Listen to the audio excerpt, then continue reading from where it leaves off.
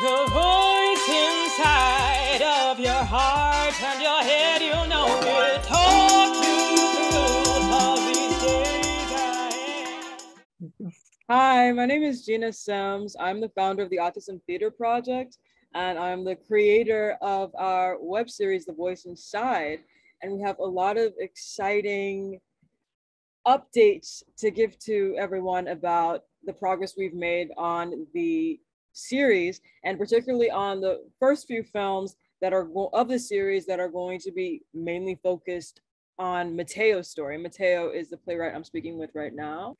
My name is Matteo Esposito. I am 24 years old. I'm from Canada, good old Ontario, Canada. I'm an autistic playwright, and I'm also in Sheridan College for technical production for the performing arts industry, which is a backstage program, and I love every minute. Matteo, let's talk a little bit about how we started working together on this story. So Absolutely. I think it was about a year ago, a little over a year ago, I messaged you when I was working on this web series about you submitting a story. And you were so excited. You were talking to me about how your life was a movie. So just talk a little bit about those beginnings, that experience. Absolutely. So actually, I remember it starting way before that because you read my script, Sorting It Out. Yeah. And so Sorting It Out is my play about autism. It's, for those of you who don't know, it's a play about somebody's ignorance to understand a person with a disability and the consequences that follow. So the story was about me persevering and believing in myself, which I think about a lot and I think about often. And you were so touched and inspired that you wanted to do an interview with me. And the interview went very well, I'm sure. And I did a bunch of interviews as well. And I remember you said, we need to develop this into a story, or a short film. And that's how we got talking. And now we have a great team of many members. And we have a great team. And I love each and every one of them. They're beautiful people. And I can't wait to meet more. Yes, it's so awesome. It's to have this team together, and we have people who have autism like you, like Olivia. We have people who don't have autism, younger teenagers, people who are a little bit older in their 20s.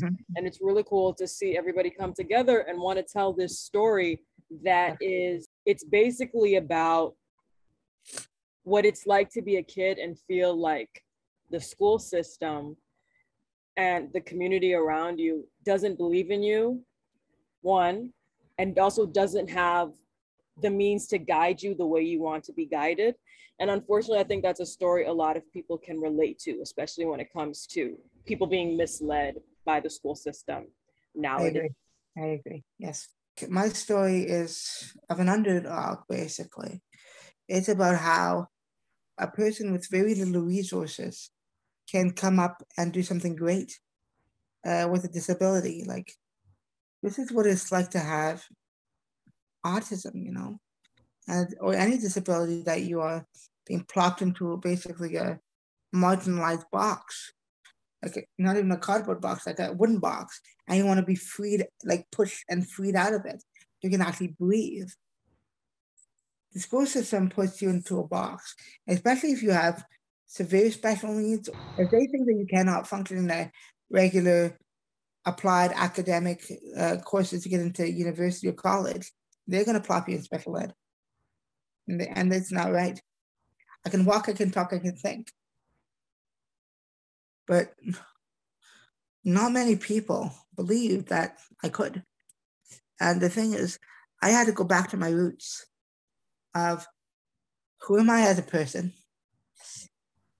Who do I want to be? Knowing that I can do better. And do I have actually the means in myself, not in anybody else, to pursue college or university or whatever. And, you know, I'm blessed that the man upstairs gave me the brains to do it. Everybody has potential that is untapped. And if you can't untap your potential, I don't know, like then you have lost the lack of faith to go after what you want.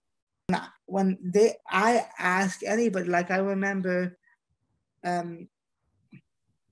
many people that says, I want to do this, I want to do that, I want to be a prima ballerina, I want to be a dancer, I want to be a playwright, I want to be a designer.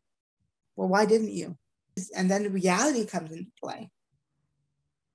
But for me to get into college, which is Sheridan College, Oakville, Ontario, Canada, great school. I love each and every one of the professors. There was a lot of things that I had to do that were outside of my comfort zone that I had to try it. And I had to try. It wasn't impossible, but it was challenging, I have to say. But I beat the challenge. Like, I doubted myself. In many cases, I doubted myself. I actually had to go back to school to get my diploma. I remember walking in and I said, let's try this. And the first few weeks, they said, Matteo, you're passing with flying colors, you know that? And this was grade 9 and 10 applied English, but not even college, grade 11 and grade 12 English. And they said, you're passing with flying colors. I said, I am. Like, that's how many people said no to me. And I started to believe that. I remember going to a mental health in my hospital, the health program, and they had a section on dreams. So the lady came in and she said, dreams are not reality, blah, blah, blah, blah. And I cried. I literally cried on that. And I said, guys, don't listen to them. Don't listen to them. Then after that, I had to pull in the reins. And I said, if I wanted, I have to do it. And I did. Thank God. You know what I mean? Awesome. Yes. Yeah. Something I'm excited to show in this series, particularly the episodes we're making about your story and the voice inside, is how you go from someone who couldn't get their diploma, right, and was on track to just get a special education certificate, and it's so cool how English was the thing that you were struggling with, but then you ended up becoming a playwright, right, and now at 24, right, you already have done some professional work. You're in the works of possibly getting your play to New York, to an off-Broadway theater, which at 24 is not, you're definitely not behind the game. I would say that you're still in college and you're doing this professional work at the same time while going to school, while putting in the extra work that it takes to make that happen for yourself. And that is just really inspiring, really cool. Thank you. Well, I'm just gonna clarify real quick. When we talk about the school system not being great in this country or in North America, since Canada, he's not from the United States. We are not saying that every teacher or every principal it doesn't have the student's best interests at heart. What we're just saying is that percentage-wise, unfortunately, it seems like the public school system is more set up for its own benefit than for every student's benefit in certain cases. Right. Yeah. So that's what we're trying to highlight with these films. So Matteo, when kids watch your films and kids watch The Voice Inside, what are the lessons that you want them to take away from your story? Well, one is, if I can do it, anybody can do it. That's what I think. If an autistic person could struggle and then finally hit and become a successful person, I think anybody can do it, whether they have special needs or not. That's the main thing, because a lot of people give up too quickly. And this was 7 years. High school is usually 4 years. I had to take an extra 3 years in special ed and all that. It took me a long time, and it took me a lot of tries, a lot of struggle, no, struggle, no. You know what I mean? There's a lot of no's in the thing. But I had to basically take the pieces off the ground, pick myself up and pick the pieces off the ground and say, you know what? There's something here that could be worked with, could be not necessarily sculpted, but like workable, that, and I think I could do wonders if I get into this program in the industry. So my thing is, if I can do it, then anybody can do it. That's my 2 cents, You talk a little bit about how you develop the mental strength, especially at the end of the 7 years when you're only able to get a certificate, but you need a diploma in order to go to the college of your dreams and accomplish your goals. I think it was always there. I think it was always there. I just didn't unlock it yet. Heck, I'll be honest with you. If they didn't give me what I wanted by the end of the high school last year, and I don't want to sound that deep, but I wanted to commit suicide. They brought me to the psych ward, for God's sake. And like, what can a person do if people say no, no, no, no, and then this one person says yes? Like, it doesn't make sense. It doesn't make sense for a whole army to say no. And then one of the people from the army says, yeah, you can do it. Everybody's going to look at them funny, including myself, saying, excuse me, all these people said no. And you just said that I couldn't do something terribly wrong here, Like the good old David and Goliath story. It's one man trying to beat this big army, this big guy. And basically the guy, for me, is the big guy over David is the army.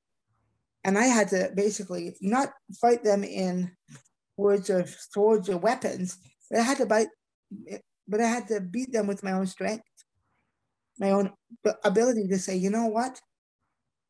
You guys did what you did, and it burns. It still makes me, it burns to this day. I still cry about it every once in a while. Even though they hurt me, and they hurt me quite bad, I still have to move on. I still have to move on and keep moving forward. Like I said before, Gena, we don't have a time machine. We can't move back in time. And my mom even said, Matteo, I wish I could go back and change their way of thinking, because even my mom doubted me a little bit. And my family, a lot of people doubted me, but even myself. But I had to find the strength to push past the doubt, I think that a lot of people our age and younger are told that we are helplessly a servant to our emotions, and like whatever we feel or whatever trauma happens to us defines how we're going to be able to handle ourselves and handle the world. But your story proves how you can be in a very dark place and then turn yourself around just with the power of your own mind, even when your mind is telling you many horrible, dysfunctional things at the same time. Right. So what advice would you have specifically for kids who are in those moments when they're in a really dark moment, how they switch their mind around, what they can tell themselves? Two things come to mind. I said this before and I'll say it again. Never give up and believe that you can. I'm a big believer in you can achieve your dreams. You can, if like as Walt Disney would say, if you can dream it, you can do it. It's sad because a lot of these young men and women are the future, are the future adults.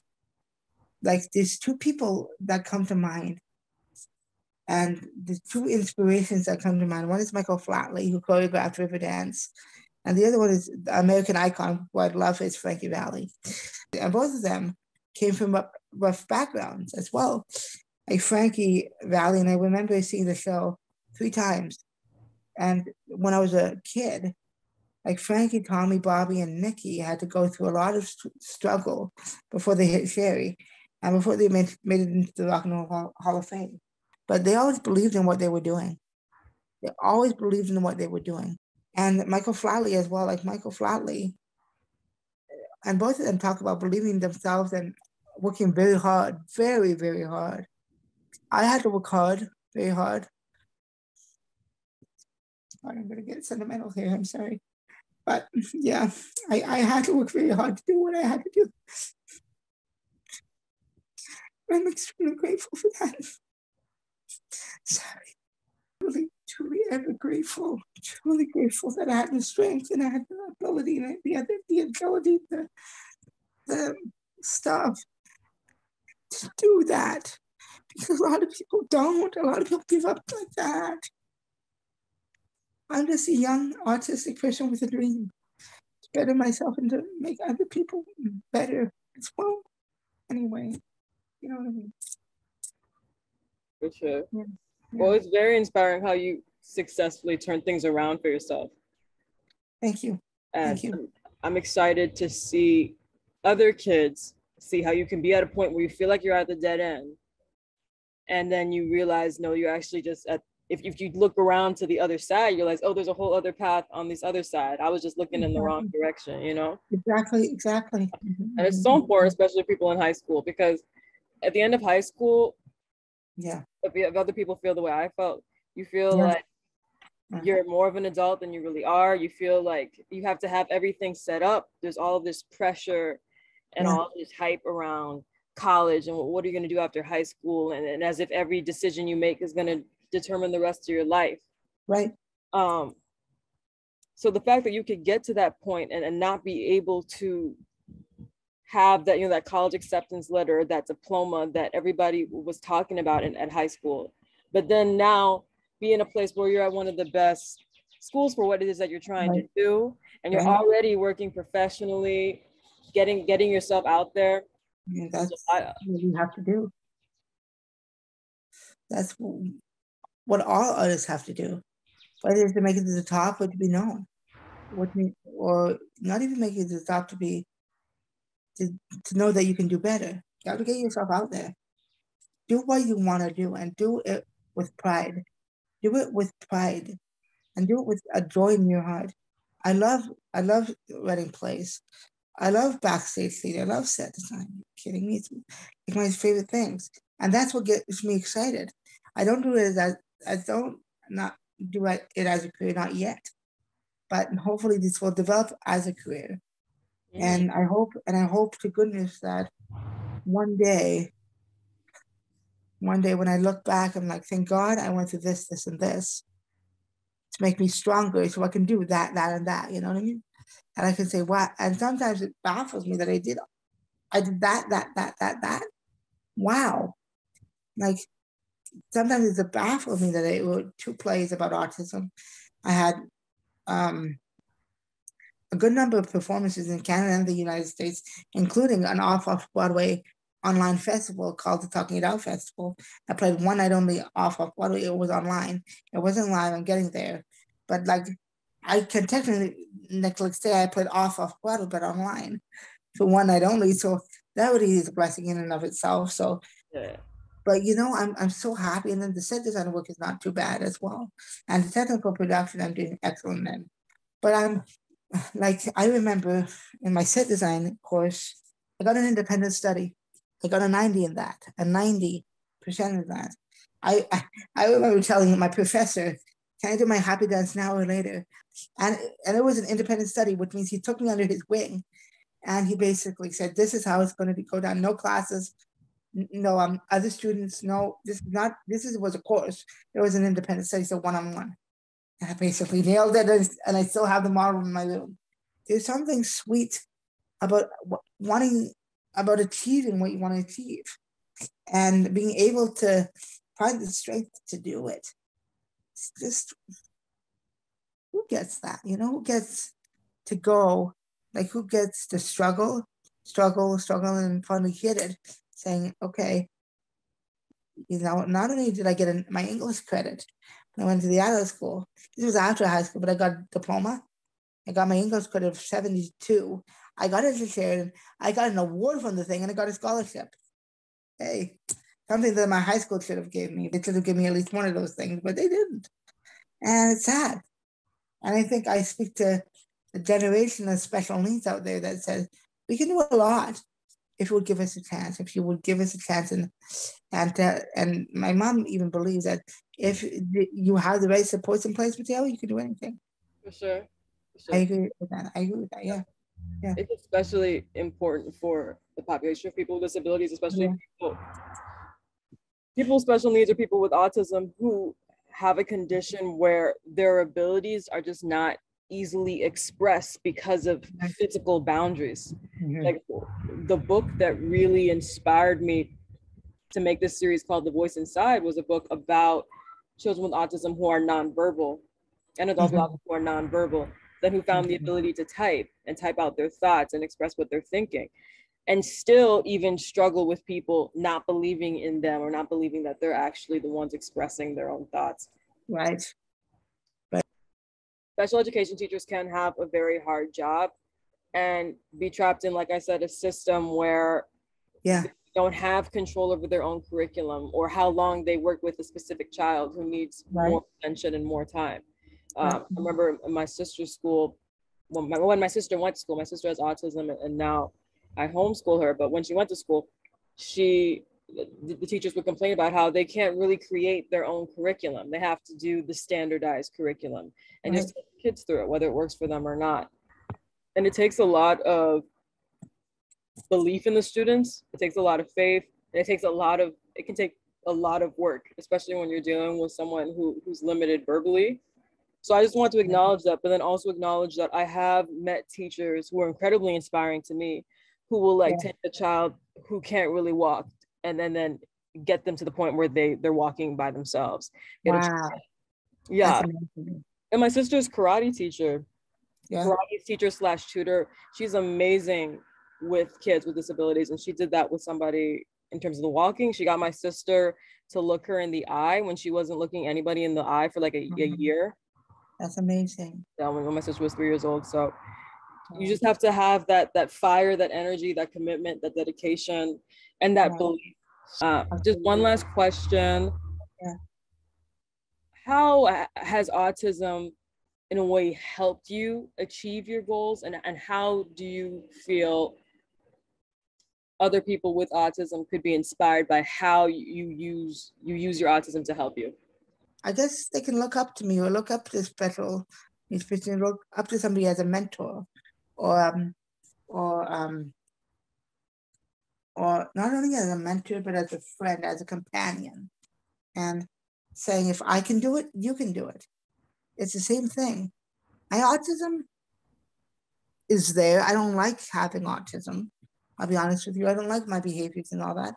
But hey, I have had a deck of cards, like not a poor deck, but not a great deck, not a royal flush.